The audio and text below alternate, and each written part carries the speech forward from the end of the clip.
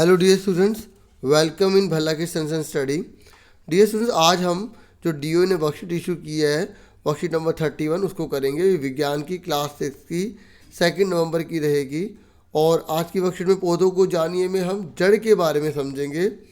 किसी पौधे में जड़ मिट्टी के अंदर उपस्थित होता है। जो जड़ होता है ना, वो मिट्टी के अंदर होता है। आप देख सकते हैं इस पिक्चर में, ठीक है। ये जो जड़ है ना, ये मिट्टी के अंदर है, ठीक है। आगे क्या कह रहा है, आगे कह रहा है कि जड़ तंत्र दो प्रकार के होते हैं, कि मूसला जड़ और दूसरा रेशेदार जड़। देखिए, जो बिल्कुल सीधी सीधी आगे बढ़ती चली जाती है ना, उसे मूसला जड़ कहते हैं। और जो इस प्रकार से फैल जाती है ना, उससे हम रेशेदार जड़ कहते हैं। ठीक है, समझ में आ गई।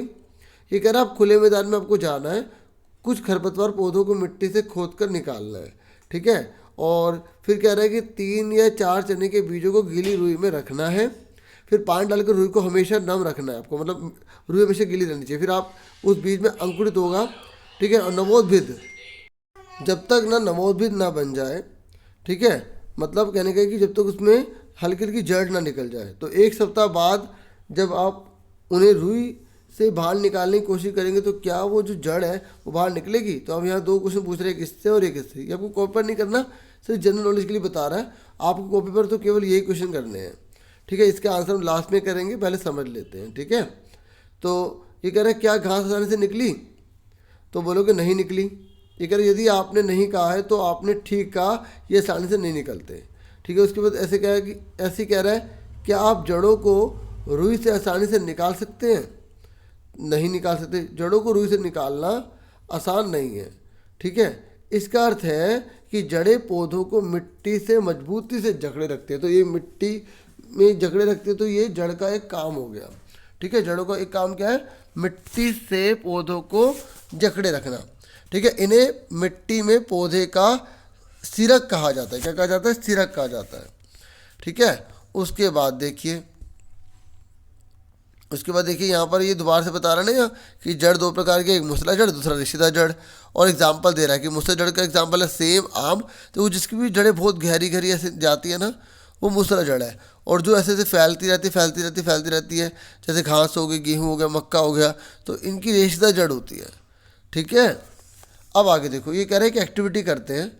किसी खुले मैदान से एक जैसे 2 खरपतवार, मतलब जो फालतू पौधे होते हैं ना, उन्हें आप उखाड़ लीजिए, ठीक है। लेकिन कह रहे ध्यान से निकालना, उनकी जड़ भी साथ में आए, ठीक है। अब एक गमला ए है और एक गमला बी है, उन दोनों गमले में दोनों को लगा दो। लेकिन जो गमले बी में आप लगाओगे ना, उसमें जड़ काट देना। देखो जड़ कटी हुई है ना, तो उसके बाद आप उसमें रोज पानी दो दोनों में। तो आप देखेंगे कुछ दिन बाद ये वाला पौधा सूख जाएगा।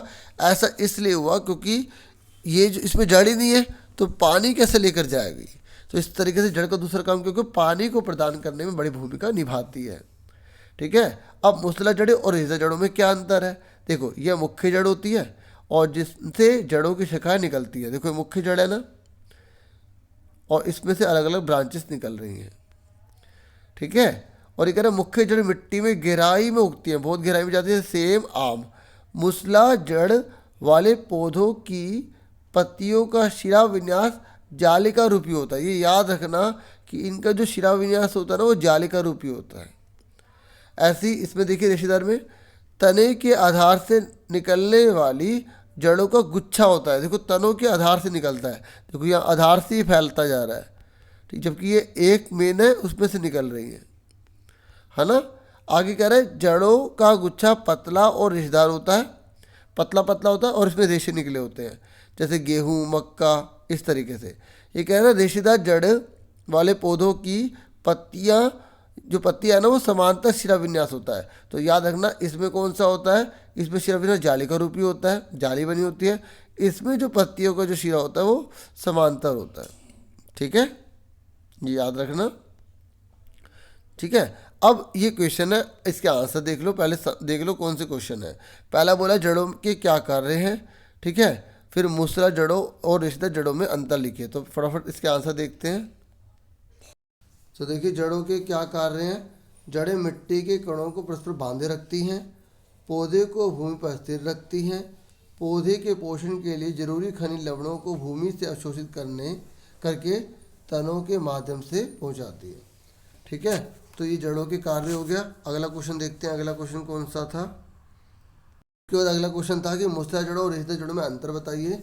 ये मैंने अभी आपको अच्छे से समझा दिया, अब आप यहाँ से आराम से नोट कीजिए, ठीक है। तो ये दूसरा हो गया। उसके बाद देखते हैं हमारा थर्ड क्वेश्चन कौन सा है। आप आराम से नोट कर लो, स्क्रीनशॉट लेना, वीडियो रोक लें, जैसा आपको ठीक लगे, ठीक है। अब उसके बाद देखते हैं थर्ड क्वेश्चन कौन सा है। जो हमारा थर्ड क्वेश्चन है वो खालिस्तान से रिलेटेड है, ठीक है। और 4 खालिस्तान आप देख सकते हैं। अब आप इसका आंसर देखिए और उसमें समझा भी दूंगा मैं, ठीक है। और वीडियो को प्लीज़ लाइक ज़रूर कर देना, ठीक है। और चैनल को सब्सक्राइब जरूर करना अगर अभी तक आपने नहीं किया तो। किसी पौधे में जड़ मिट्टी के अंदर का डैश भाग होता है, क्या आंतरिक होता है। पौधे में डैश प्रकार की जड़ें होती हैं, 2 प्रकार की होती हैं। जिन पौधों की पत्तियों में जालिका रूपी शिराविन्यास होता है उनमें मुसला जड़ें होती हैं, बताया था ना मैं जालिका रूपी। और जिसमें समांतर होता है उन्हें क्या बोलते हैं, शिराविन्यास, है ना, यानी कि वो होती है रेशेदार जड़ें, है ना। इस तरीके से जड़ें करना, रेशेदार जड़ें नहीं, ये जड़ी आएगा, रेशेदार जड़ वाले पौधे, ठीक है, पौधों की पत्तियाँ। तो रेशेदार जड़ वाले पौधों की पत्तियों का शिराविन्यास समांतर होता है। तो इस तरीके से पूरी वर्कशीट मैंने आपको समझा दी और आंसर भी आपको दिखा दिए। होप आपको वीडियो पसंद आई होगी। अपना पूरा ध्यान रखना। Thank you for watching and listening carefully. Take care yourself dear students.